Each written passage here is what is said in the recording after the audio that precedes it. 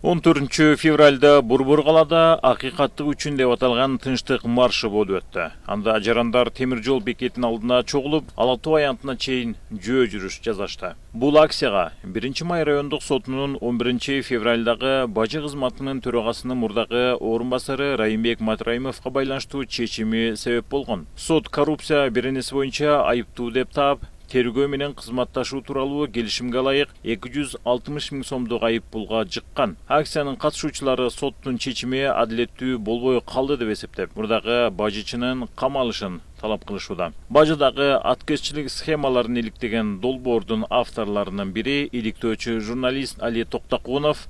Алар бир жакшынакай иштеп атат. Райымдын эсептериндеги акча кечээ сот тарабынан аресттен алынды. Демек ал киши ал акчасын каалаган өлкөсүнө чыгарып кетүүгө жол ачылды.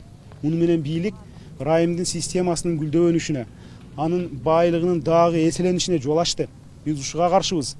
Матраимов маселесине президент Садыр Жапаров да 13 февралда Кабар улуттук маалымат агенттигиндеги маегинде токтолгон. Ал Матраимов тергөө менен кызматташуу деген берененин негизинде күнөөсүн мойнуна алып, 2 миллиард сомдон ашуун акча төгүп берген. Бул бир эле эпизод менен кечээ сот ошол эпизод менен 260 000 сом айып пул салып, чечим чыгарган экен. Соттун ишине кийлигишпейбиз. Мага УКМКнын берген маалымат боюнча кошуна өлкөлөргө Дубайга кандай операцияларды жасаган жөнүндө банктык эсептери жана мүлкү боюнча суроо салып, кат жөнөтүшкөн экен. Алардын жообу келсе иш уланат. Бул бойдон калбайт деген маалымат берген.